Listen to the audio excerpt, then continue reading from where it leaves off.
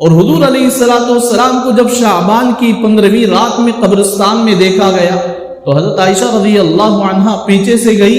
حضور علیہ السلام ان کے چلنے کی آہٹ کو سن کر پہچان لیے کہ یہ عائشہ کا قدم ہے. حضور علیہ السلام مڑ کر دیکھے تو عائشہ ہیں.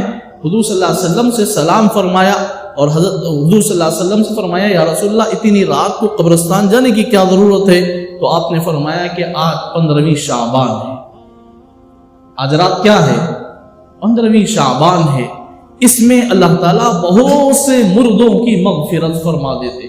میری تمنا ہے کہ جتنی انسانیت دنیا سے رخصت ہوئی ہے سب کی مغفرت کے لیے میں آج یہاں کھڑا.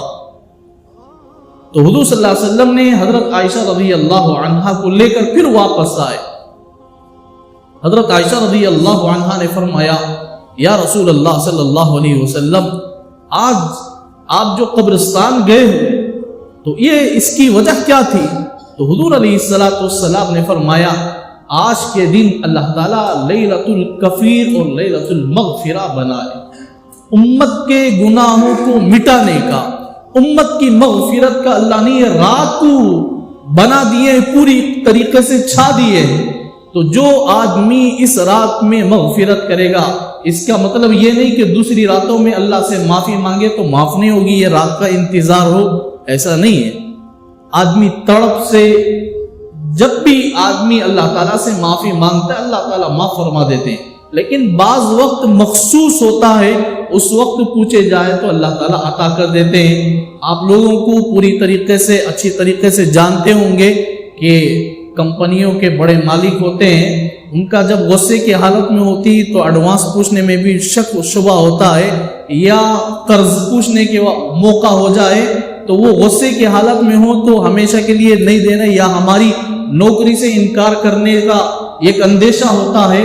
اگر وہ خوشی میں ہو تو ہمیں موقع ملتا ہے کہ کوئی نہ کوئی چیز ہم ان سے مانگ، اب خوشی میں ہے کچھ نہ کچھ دے دیں گے. تو ایسی راتوں میں اللہ تعالیٰ امت کے لیے اپنی رحمتوں کو کھول کر بیٹھے رہتے. تو ہم ایسی راتوں میں اللہ سے مانگ لیں، اللہ سے منوا لیں اپنے گناہوں کی. ہم ہر قدم پر ہم نے گناہ کیا ہے، کیا کہ نہیں؟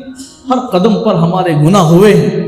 تو ہمیں یہ احساس ہو کہ اللہ تعالیٰ ہو سکتا ہے موت اس سے پہلے بھی دے دے، اس لیے ہم اللہ تعالیٰ سے معافی مانگ، توبہ کر لیں.